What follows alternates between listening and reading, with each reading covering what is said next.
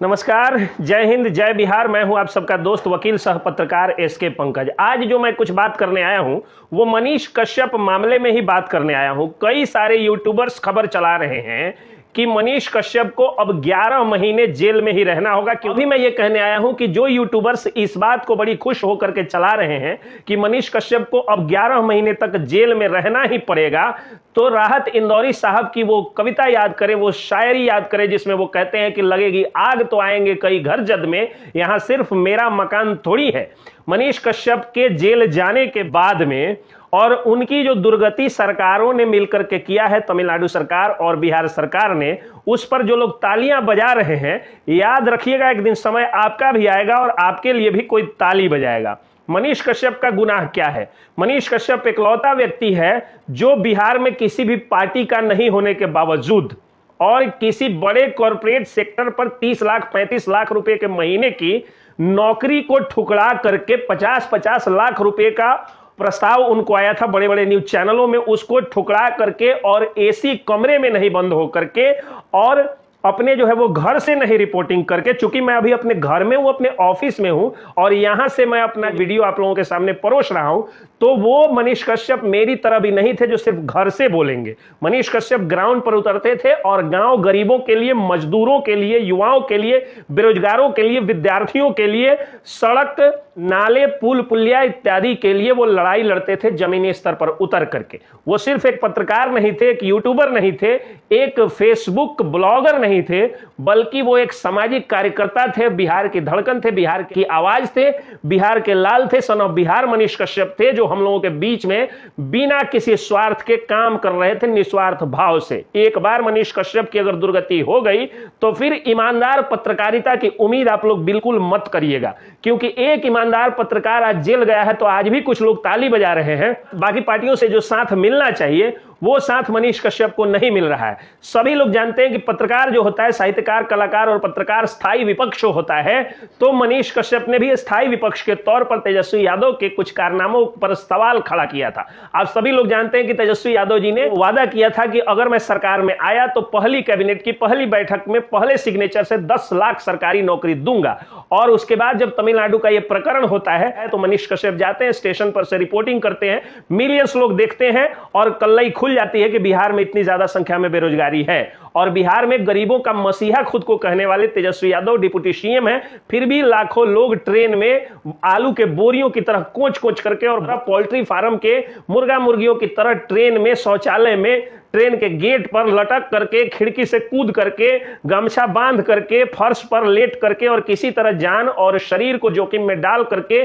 और वहां से आने को मजबूर हैं और यहां से भी उसी हालत में जाकर के कमाने को मजबूर हैं। ये मामला मनीष कश्यप ने उठाया। उसके बाद क्या प्रकरण हुआ, उन पर एनएसए लगा और एनएसए इंपोज कर दिया है तमिलनाडु सरकार के राज्यपाल ने। अब बड़ा सवाल यह बनता है कि क्या मनीष कश्यप को 11 महीने तक जेल में रहना होगा? तो ताली बजाने वाले लोग जान ले कि मनीष कश्यप की अंतिम आशा समाप्त नहीं हुई है। ये सरकार के विरुद्ध में मनीष कश्यप पहुंचे थे सुप्रीम कोर्ट और एक निश्चित समय सीमा तक व्यक्ति जो है एनएसए के खिलाफ में हाई कोर्ट में नहीं जाता है, क्योंकि हाई कोर्ट में सुनवाई नहीं होती है। यह बात मनीष कश्यप के वकीलों को पता था, जिसके कारण सुप्रीम कोर्ट गए और सुप्रीम कोर्ट ने निर्देश दे दिया कि आप हाई कोर्ट जा सकते हैं एनएसए हटवाने के लिए या केस क्लबिंग के लिए। तो मनीष कश्यप अब हाई कोर्ट जाएंगे और हाई कोर्ट जाने के बाद में, उसके बाद हाई कोर्ट में बहस के बाद, हाई कोर्ट में चर्चाओं के बाद, हाई कोर्ट में इनका पक्ष सुनने के बाद यह तय हो पाएगा कि मनीष कश्यप पर एनएसए लगेगा या हटेगा। तो अभी से इस बात पर ताली बजा लेना कि मनीष कश्यप 11 महीने जेल में ही रह लेंगे,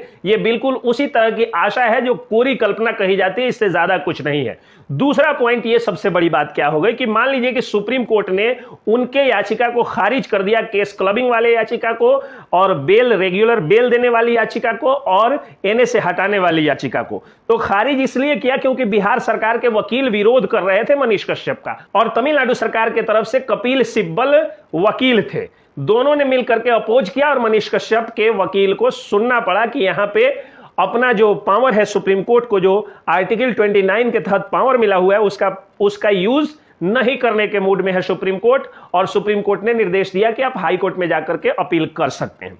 अब रह गई बात कि सुप्रीम कोर्ट से मान लीजिए कि मनीष कश्यप को एक निर्देश दिया गया कि आप हाई कोर्ट में जा रहे हैं, क्या मनीष कश्यप जेल में रहेंगे 11 महीने? तो ये तय होगा कि अगर हाईकोर्ट रखेगी तब तय होगा। ऐसे दूसरी सबसे बड़ी बात यह है कि अगर मनीष कश्यप जेल में रहेंगे भी, मनीष कश्यप की तो दुर्गति हो गई। जैसा कि वीडियो सामने आ रहे हैं, उनके भाई कह रहे हैं कि मां का गहना बिक चुका है, कुछ जमीनें बिक चुकी है, अब केवल घर घरारी बच गया है। उस घर में भी नल तक, चापाकल तक जो है वो कुर्की करके पुलिस ले गई है।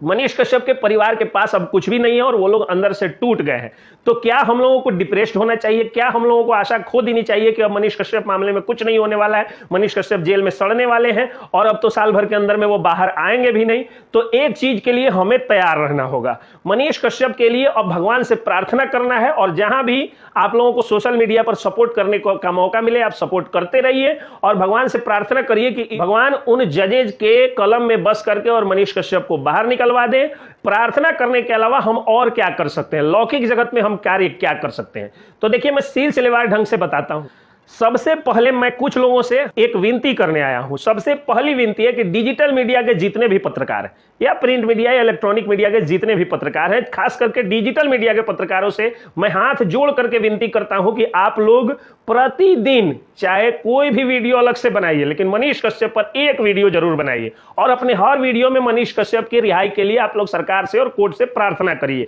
सब वीडियो के अंत में एक बार जरूर बोल दीजिए कि सरकार से और कोर्ट से प्रार्थना है कि मनीष कश्यप पर मर्सी किया जाए और मनीष कश्यप पर कृपा करके उनको निकाला जाए और निकालने में मदद किया जाए। हर वीडियो को मनीष कश्यप के लिए आप लोग डेडिकेट करें, समर्पित करें और मनीष कश्यप वाले मुद्दे को आप लोग भूलने नहीं दें, क्योंकि शासन प्रशासन में बैठे लोग बड़ी चालाकी से मुद्दे को भुलवा देते हैं। और हम लोगों की एक आदत है क्या कि कोई भी मुद्दा जब उठता है तो हम लोगों का पूरा जो है वो सेंसिटिव रहते हैं हम लोग उसके प्रति, और उसी दौरान कुछ हुआ तो हुआ, नहीं तो कुछ दिन बाद लोग भूल जाते हैं और भूलने के बाद मामला वैसे ही जस का तस पड़ा रह जाता है। तो केवल इस मामले को मीडिया को भूलने नहीं देना है। सभी मीडिया के बंधुओं से मैं हाथ जोड़ करके विनती करता हूं कि मनीष कश्यप के मामले को कभी भूलने नहीं दीजिए। दूसरी अपील मेरी अपने जो है वो विद्वान अधिवक्ताओं से, अपने सीनियर एडवोकेट्स से है कि मनीष कश्यप मामले में आप लोग भी मदद करें और जहां भी मनीष कश्यप मामला आप लोगों को दिखे उनके पक्ष में आप लोग समर्थन में खड़े रहें, क्योंकि ये अकेले लड़ाई मनीष कश्यप को बचाने की नहीं है, बल्कि मीडिया को, लोकतंत्र की आवाज को, लोकतंत्र के चौथे स्तंभ को, गांव गरीब की आवाज को, युवाओं की आवाज को, मजदूरों की आवाज को, महिलाओं की आवाज को और बिहार की आवाज को बचाने की यह लड़ाई है। और इस लड़ाई में वकील साहब लोगों से मेरी विनती है कि जिस तरह महात्मा गांधी के साथ सारे वकील साहब लोग खड़े थे, उसी तरह आज मनीष कश्यप के साथ भी खड़े रहें। और तीसरी सबसे ज्यादा मेरे दर्शकों और आम जनता से मेरी अपील और मेरी हाथ जोड़ करके विनती है कि आप लोग मनीष कश्यप मामले को जहां भी देखें, जहां भी एक भी वीडियो देखें, इतना ज्यादा शेयर कर दें, इतना ज्यादा ग्रुप्स में आप लोग भेज दें, इतना ज्यादा जो है उसको वायरल कर दें, उनके पक्ष में जो वीडियोज कानूनी ढंग से बन रहे हैं उनको, कि मनीष कश्यप हर जगह छाया रहे और उनको एक नैतिक समर्थन मिले। जनता की अदालत भी एक बड़ी अदालत इस देश में होती है और जनता की अदालत में अब सुनवाई का समय आ गया है। भारतीय जनता पार्टी के सभी प्रदेश नेतृत्व में बैठे, जिला नेतृत्व और ब्लॉक नेतृत्व तक बैठे हुए सभी अधिकारियों, पदाधिकारियों, कार्यकर्ताओं से मेरी अपील है कि मनीष कश्यप ने हमेशा से राष्ट्रवाद का मुद्दा उठाया है और आप लोग भी राष्ट्रवाद की बात करते हैं, तो आप लोगों से भी विनती है कि मनीष कश्यप के समर्थन में जहां भी मीडिया बंधु आपसे कुछ सवाल पूछें या जहां भी आप मीडिया वालों को देखें, एक दो शब्द जरूर बोलें, अपने सोशल मीडिया प्लेटफॉर्म पे जरूर लिखें। भारतीय जनता पार्टी के लोगों से मैं हाथ जोड़ करके अपील करता हूं, प्रार्थना करता हूं, विनती करता हूं, इसलिए क्योंकि आप विपक्ष में हैं और मनीष कश्यप अस्थायी विपक्ष था और आज स्थायी विपक्ष जेल में सड़ रहा है, तो आपको बोलने की जरूरत है। प्रदेश अध्यक्ष सम्राट चौधरी जी से भी मेरी हाथ जोड़ करके विनती है कि आप भी थोड़ा अपने कार्यकर्ताओं को कहें और आप भी मनीष कश्यप के पक्ष में कुछ बयान दें, क्योंकि आप लोगों की बयान ही केंद्र सरकार तक पहुंचेगी तो केंद्र सरकार को एनएसए मामले में पावर है कि एनएसए हटाने के लिए सिफारिश कर सकती है, एनएसए हटवा सकती है केंद्र सरकार। तो आप लोगों से, भारतीय जनता पार्टी के मित्रों से मेरी एक अपील है कि आप लोग जरूर मदद करें मनीष कश्यप की। दूसरी चीज कि मान लीजिए कि आरजेडी पार्टी मनीष कश्यप के विरोध में खड़ी है, भारतीय जनता पार्टी खुल करके मुखरों के समर्थन में आ नहीं रही है, अंदर खाने समर्थन कर रही है, तो अब जनता से मेरी अपील है कि मनीष कश्यप की पूज्य माता श्री को हम सभी लोग विनती करें और हम सभी लोग उनकी माताजी से कहें कि वो अब चुनाव में खड़ी हो। चनपटिया विधानसभा से अकेले मनीष कश्यप जब कुछ नहीं हुआ करते थे, जब सन ऑफ बिहार के रूप में मशहूर नहीं थे, जब उनके 60 लाख से ज्यादा फॉलोअर्स नहीं थे, तो उन्होंने 9 से 10 हजार के बीच वोट लाया था बिना एक सिक्का खर्च किए हुए, सिर्फ अपने दम पर। आज मनीष कश्यप के साथ पूरा देश है, पूरा समाज है। तो उनकी पूज्य माताजी से मेरी विनती है, अगर आप मेरा वीडियो देख रही हैं तो आप चुनाव लड़ने की तैयारी करिए। और मीडिया बंधुओं से भी, मीडिया के सारे बंधुओं से, लोकतंत्र के स्तंभों से, लोकतंत्र के चौथे स्तंभ से मेरी हाथ जोड़ करके विनती है कि आप लोग मनीष कश्यप के माताजी के पास जाएं और उनको कहें कि वो चनपटिया विधानसभा से चुनाव की तैयारी शुरू कर दें। अगर मनीष कश्यप विधानसभा चुनाव के पहले आ गए तो मनीष कश्यप स्वयं लड़ेंगे, हम लोग जाएंगे उनके पास, बिल्कुल उसी तरह जिस तरह नायक फिल्म में अनिल कपूर एक पत्रकार होता है, नेता से सवाल पूछता है और सवाल पूछने के बाद एक्सीडेंटली एक दिन का सीएम बनते हैं, और उसके बाद जब उनको मारा जाता है, पीटा जाता है, तो जनता उनके घर को इतने ज्यादा संख्या में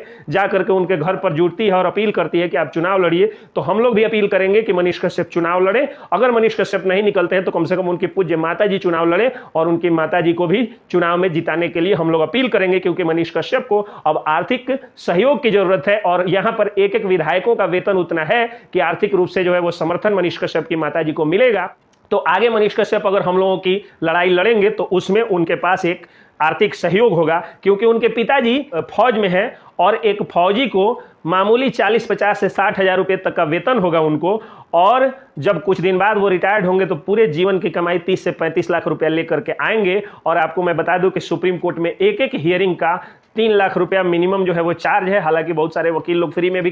खड़े हैं मनीष कश्यप के साथ, लेकिन केस में खर्चा होता है, जाने आने का ट्रांसपोर्टिंग चार्ज, और बहुत सारे केसेस जो है वो बहुत सारे जगहों पर बने पड़े हैं, तो मनीष कश्यप को खर्चा लगेगा। इसके लिए हम लोगों को करना यह होगा कि उनके पूज्य माता श्री को कहना होगा कि आप विधानसभा की तैयारी कर लें। दूसरी एक सबसे बड़ी बात क्या है कि मनीष कश्यप पर एनए से लगाने से हम लोगों की पूरी छीछा लेदर हमारे राज्य सरकार की और हमारे देश की हो रही होगी, क्योंकि जिसके दादाजी चाइना से लड़ाई लड़े और जिसके पिताजी कारगिल का युद्ध लड़े और जिसका बेटा गरीब मजदूरों की आवाज बन के लड़ाई लड़ा, क्या राष्ट्रीय सुरक्षा के लिए खतरा हो सकता है? क्या एक फौजी का डीएनए इतना खराब हो सकता है? भारतीय सेना का डीएनए इतना खराब हो सकता है? मनीष कश्यप वो शख्सियत है जिनके बड़े पापा जी भी फौज में थे, उनके बड़े दादाजी भी फौज में थे, उनके अपने दादाजी चाइना की लड़ाई लड़े थे, उनके पिताजी जो है वो कारगिल का युद्ध लड़े थे, और मनीष कश्यप गरीबों की लड़ाई लड़ते लड़ते आज जेल में बंद है। अब समय आ गया है जब हम अपने सामने वाले इस भगत सिंह को जेल में नहीं सड़ने दें, बल्कि हम निकाल लें, और निकालने के लिए बस है वो जनता को इसमें जागरूक होना होगा। और जागरूक होने का मतलब सड़क जाम करना, तोड़फोड़ करना, हिंसक गतिविधि को या कानून को हाथ में लेना नहीं है, बल्कि हम वोट दे करके बताएंगे और मनीष कश्यप की पूज्य माता श्री को हम चुनाव लड़ाएंगे। ये हमारी अपील है, हमारी उनकी माता श्री से कोई बातचीत नहीं है, एक मेरा प्रस्ताव है। अगर वो स्वीकार करे तो उनको चुनाव लड़ना चाहिए, और ब्रांडिंग जो है वो मीडिया जरूर करे, क्योंकि हम मीडिया वाले लोगों के पास इतनी शक्ति है, हम वकील लोगों के पास इतनी शक्ति है, संविधान की दी हुई शक्ति है कि हम चाहें तो जिस तरह से सत्याग्रह, चंपारण सत्याग्रह यहाँ के वकीलों, पत्रकारों और आमजनों ने मिल करके सफल बनाया था, आज दूसरा सत्याग्रह 105 साल पहले चंपारण सत्याग्रह हुआ था, उसी तरह आज 105 वर्ष बाद मनीष कश्यप के लिए एक सत्याग्रह की जरूरत है। और उस सत्याग्रह में हम लोग भाग लें, लेकिन कानून हाथ में नहीं लें। हम लोग वोट दे करके मनीष कश्यप का समर्थन करेंगे, और मेरी अपील होगी कि मनीष कश्यप की पूज्य माता श्री चुनाव में जरूर खड़ी हो। और उसके अलावा हम सभी सोशल मीडिया पर जहां भी हम लोगों को मौका मिले, हम लोग वीडियो बना करके समर्थन मनीष कश्यप का करें। जय हिंद, जय बिहार।